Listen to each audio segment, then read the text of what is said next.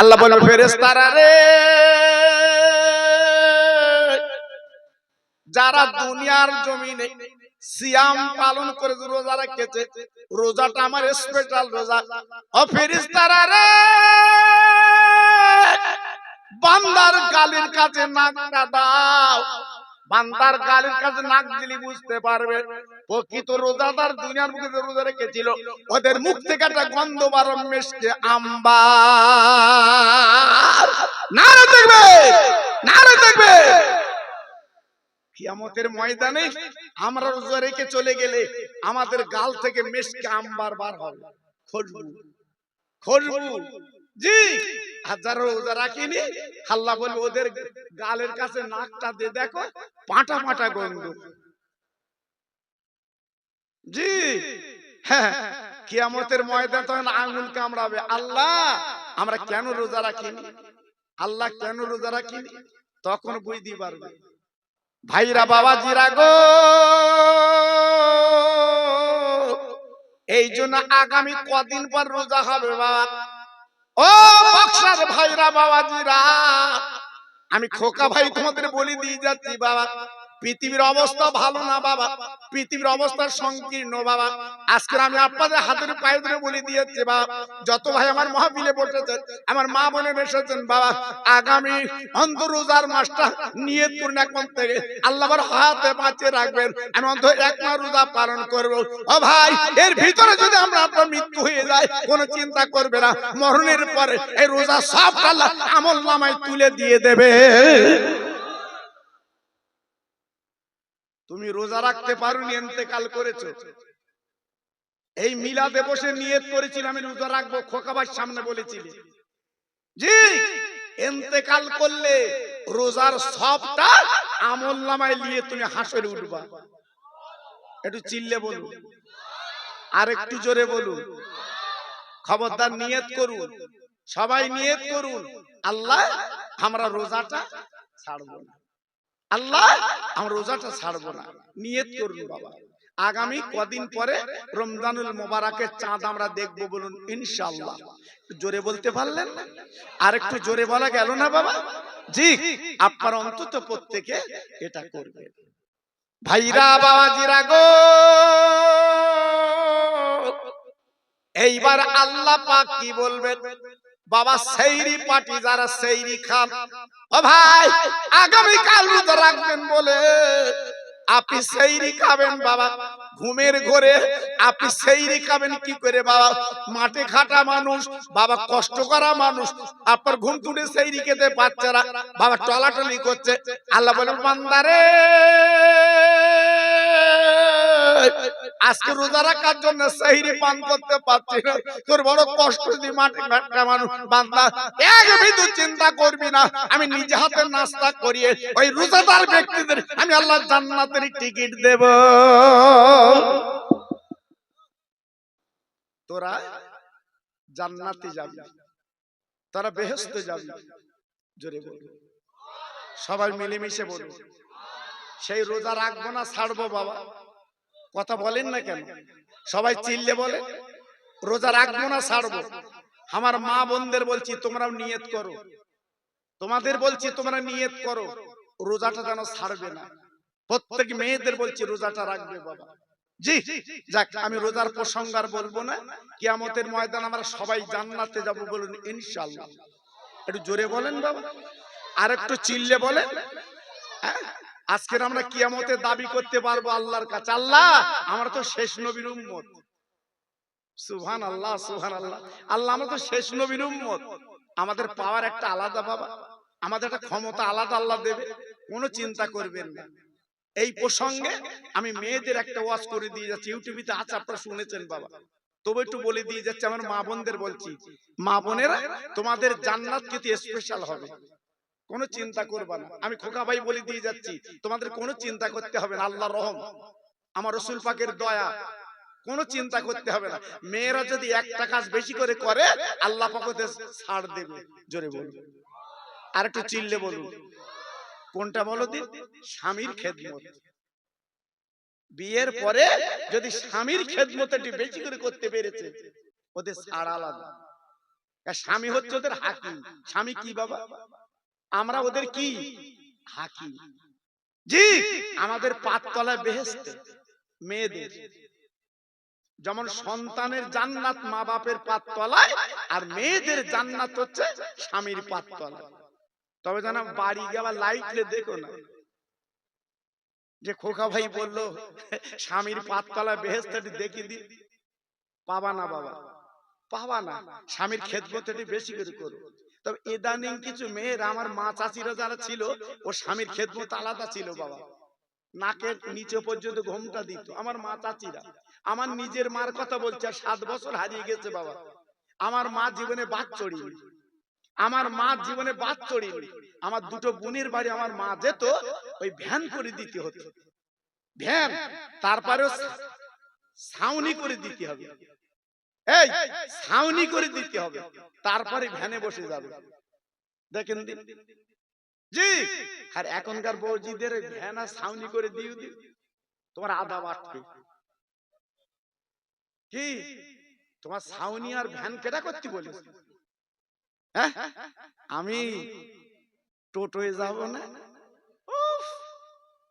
আল্লাহ আকবার, টোটোয় যাবে। আমরা হুজুর আমাদের মধ্যে পেছনে যাও, আর ওর ড্রাইভারের পাশে বসবে।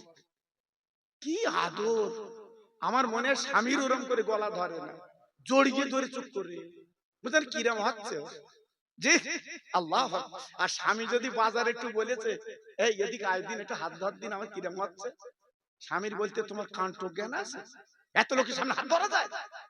দেখেন, যেটা ধরলি তো সব হবে, সেখানে ধরতে না, ধরতেছে টেকারের ড্রাইভারে, অটোর ড্রাইভারে।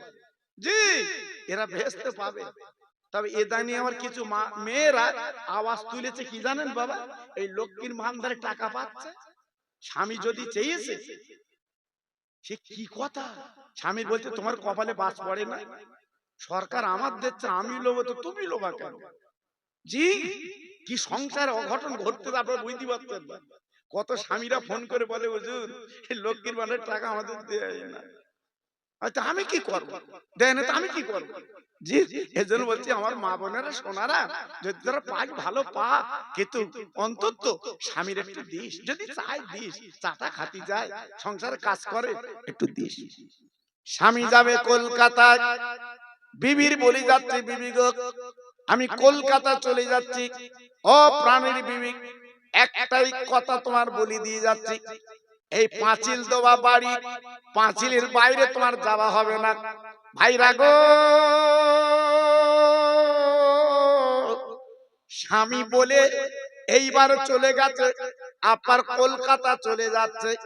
ও ভাইরা রে, যেতে না যেতে আল্লাহর কি শান বাবা, পাঁচিলের বাইরে একটা শানের ঘাট ছিল বাবা।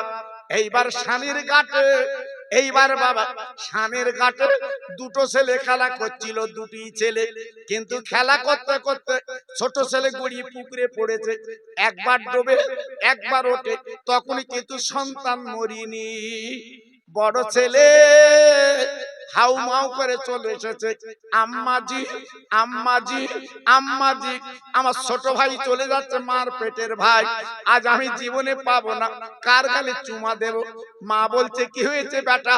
বলে আমার ছোট ভাই দুনিয়াতে চলে যাচ্ছে। আরে মারে, শানের ঘাটে বসে খেলা করছিলাম, মা আমার ছোট ভাই গড়িয়ে পুকুরে পড়েছে, একবার তাকিয়ে দেখো আমার ভাইকে ডুববে না, আজকে আমি তুলতে গেলে আমি ডুবে যাবো গভীর পুকুর। আম্মা জান তুমি চলো। মা জননী শোনার পরে পাঁচিলের দরজা কানাকুনি উঁকি মেরে দেখে, বাবা সোনার মানিক ছোট ছেলে একবার ডুবে একবার ওঠে, তখন কিন্তু মরিনি। তাই মা হাত দুখানা তুলে দোয়া করছে আল্লাহর কাছে, ওই পাঁচিলের চৌকাঠে দাঁড়িয়ে, আয় আল্লাহ রে, আমার 10টা 5টা না 2টো কলিজার টুকরা আজ আমার ছোট ছেলে ডুবে যাচ্ছে আল্লাহ, আজকে রতন সাগরে তলিয়ে যাবে আল্লাহ। আমি মা যদি যেতাম তুলতে পারতাম, আমার মানিক তো বেঁচে যেত, কিন্তু আমার যাবার কোনো উপায় নেই, যেটা আমার স্বামী বলে গেছে পাঁচিলের বাইরে যাওয়া হবে না। আয় আল্লাহ রে, আমি এখন কি করব? স্বামীর কথা শুনবো না, আমি বাচ্চা তুলবো, জড়জড় করে কাঁদতে লেগেছে, চোখের পানি পড়তে, আল্লাহ আমি কি করব? দুটো পরীক্ষায় কোন পরীক্ষা পাশ করব? বড় ছেলে বলে মা, ও মা মা মা, একবার তুমি এসো আমার ভাইকে তোলো কোলে, মার পেটের ভাই কোথা গেলি পাই, আম্মা আমার বুকে তুলে দাও। আম্মা, আম্মু, আম্মু, আমার ভাইকে আমার বুকে দাও, আমার ভাইকে আমার কোলে দাও, আমরা একই মার পেটের ভাই, আর আমার ছোট ভাই চলে যাচ্ছে মা, আমি কি করে ভাই বলে আর ডাকতে পারবো না। মা জনম দুঃখিনী মা পাঁচিলের দরজার কাছে দাঁড়িয়ে আল্লাহর কাছে হাত তুলে মোনাজাত করছে, আল্লাহ রে, আমি আমার মানিক যদি তুলতে যাই, আজকে আমার স্বামীর কথা মন্য করা হবে, আর যদি আমি স্বামীর কথা না শুনি, তাহলে আমি তো সন্তান তুলতে পারবো। এই বলে মোনাজাত করছে। বড় ছেলে বলে মারে, নামাজের পাটিতে মোনাজাত করো মা, আমার ভাইকে একটু তুলে আমার কোলে দাও, তুমি আমাকে মোনাজাত করো না। মা ডেকে বলছে মানিক আয়, তুই ভিতর আয়, চলে আয়, তোর ছোট ভাইকে আমি তুলতে পারবো না, যে তোর আব্বা যখন বলে গেছে আমি পাঁচিলে বাড়ি যেতে পারবো না, যে আল্লাহর আইন হচ্ছে স্বামীর কথা মানা ফরজ। সন্তান ডুবে যাচ্ছে যাক, আমার কলিজার টুকরো চলে যাচ্ছে যাক, আমি সন্তানের জন্য বুকে পাশান দিলাম, তোর আব্বার কথা আমি মাথায় রেখে দিলাম। আর ছেলেটার ভালো জ্ঞান বুদ্ধি হয়েছে, বলুন তো ছেলেটা কি করে সহ্য করবে? পাচ্ছে না। ভাইরা গো, মা আবেদা জাহেদা সবে বরাতে রাতে কাঁদামা, কোরআন শরীফ পড়ামা। ও ভাইরা রে,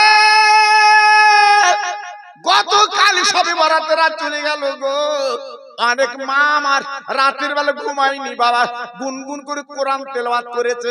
আল্লাহ পাক দেখে বলবেন যে বান্দি বান্দা আমার কোরআনটা পড়বে, আমি আল্লাহ খুশিতে বাগে বাগে বেনে যা। অনেক আছে আপনারা কোরআন শরীফ পড়তে পারেন না, এই মাহফিলে অনেক ভাই আছে কোরআন দিলে আপনারা পড়তে পারবেন না, কিন্তু আপনার মনটা কাঁদে যে আল্লাহর কোরআন আমি একটু পড়তে পারি, আল্লাহর কোরআন আমি একটু পড়তে পারলাম না। ভাইরা গো, তার জন্য জ্বলন্ত নজির আমার নবী বলে গেছে, ওরে আমার উম্মত, যদি কোরআন তুই পড়তে না জানিস তো একটা কাজ করবি, আমার আল্লাহর কোরআনটা নিয়ে তুই কালো চোখের মণি বাবা, আর কালো লেখা তথা কোরআন পাকে লেখা হচ্ছে কালো, এই চোখের মণি কালো, আর কালো কোরআনে যখন তুই দিবি, আর আঙ্গুল দিয়ে শাহাদাত আঙ্গুল এইটা বাবা, ওই আঙ্গুল দিয়ে তুই বুলিয়ে দিবি। ও বান্দারে, কত বড় খুশির খবর আমার নবী বলে দিয়ে গেছে। আল্লাহ পাক নিজে বলেন বান্দা আমার নবীর খাতিরে কিয়ামতের ময়দানে ওই কবরে যখন তুমি তুলবো, হাফেজে কোরআন করে কিয়ামতে তুলবো। আর একটু জোরে বলা গেল না, আর একটু চিল্লে বলা গেল না। আপনি কোরআন পড়লেন না, পড়তে জানেন না, শুধু একটু চোখ দিয়েছেন আর আঙ্গুল সাদাত আঙ্গুল দিয়ে একটু বুলিয়ে দিয়েছেন, আল্লাহ রহম করম করে আপনার হাফেজে কোরআন করে কিয়ামতে তুলবে, একটু চিল্লে বলে। তাহলে কত বড় সৌভাগ্য বাবা। এই জন্য তো প্রতি বাড়িতে একটু কোরআন পড়া দরকার বাবা, প্রতি বাড়িতে একটু কোরআন পড়া দরকার বাবা। এখান থেকে 40 বছর আগে বেদি বেরবে তো ছিল না কেন? 40 বছর আগে এত ব্যায়াম আরাম ছিল না কেন বাবা? আমার মা চাচিরা কোরআন পড়তো, আমার মা চাচিরা বাড়ি বাড়ি কোরআন পড়তো। জি, জীবনে আমার মা চাচিরা কোরআন বলিনি, আমার মা চাচিরা জীবনে কোরআন বলিনি, আমার মা চাচিরা বলতো বড় কাগজ। জোরে বললেন না, চিল্লে বললেন না। হ্যাঁ, কত বড় আদব করতো বাবা। আমার মা চাচিরা জীবনে মসজিদ বলতো না, জীবনে মসজিদ বলিনি, খোদার ঘর। দেখেছে জি। হ্যাঁ, আমার মা ছাতির ইমান ছিল কত গাঢ় বাবা। হ্যাঁ, আমরা যেমন ইফতার যেমন রোজা যেমন নিয়ত করি, রোজার নিয়তে আমরা রোজা রাখি বাবা। এই আমার মা চাচিরা কিন্তু বাংলা বলতো বাবা, বাংলা বলতো। হ্যাঁ, যেমন নাওয়াতুন আসমা গাদা মিন শাহর রমাজানুল মুবারক, আমরা যখন নিয়তটা বলি বাবা, আবার যখন ইফতার করি তখন কি বলি? আল্লাহুম্মা লাকা সামতু ওয়া বিকা আমানতু আলা রিজকিকা বলি যখন আমরা হ্যাঁ ইফতার করি। আমার মা চাচিরা কিন্তু ওসব বলতো না বাবা, ওসব বলতে পারতো না, তখন এত আরবি শেখা ছিল না বাবা। আমার মা চাচি কি বলতো জানেন? ভোরবেলা খাবে আর নিয়ত করলে, এ পুকুরের কাদা ও পুকুরের কাদা রোজা আমার বাঁধা। দেখো দিন কি সুন্দর নিয়ত করলে, মনটা ছিল কত স্বচ্ছ। এবার ইফতার চালার এই চালা ছোলা গালেলে কি বলে জানেন? রোজা তোমার ইফতার আমার বলি গালে দেবে। বাস দেখেন ওদের মনটা কি ছিল বাবা। হ্যাঁ, আর এখন সব বাবা জিলিপির মতো পেস। ও বাবা সব অন্যরকম তাল। এজন্য বলছি বাবা খুব সাবধান, বাড়ি বাড়ি কোরআন পড়াবেন, বাড়ি তোমার বিপদ আসবে না। যে বাড়িতে ডেলি কোরআন পড়া হয় ওই বাড়িতে আল্লাহর রহমত নাজিল হয়। একটু চিল্লে বলতে পারলেন না? আর জোরে বলতে পারলেন না? এই জন্য যে বৌমা আপনি আনবেন অন্তত কোরআন পড়া বৌমা আনবেন। ছেলে যখন বিয়ে দেবেন, মেয়ের বাড়ি যখন যাবেন তখন মেয়েরে বলবেন তুমি কোরআন শরীফ পড়তে পারো কি বলো, খতম করেছো। তবে যেন আবার বেশি যেন বাজার যেও না।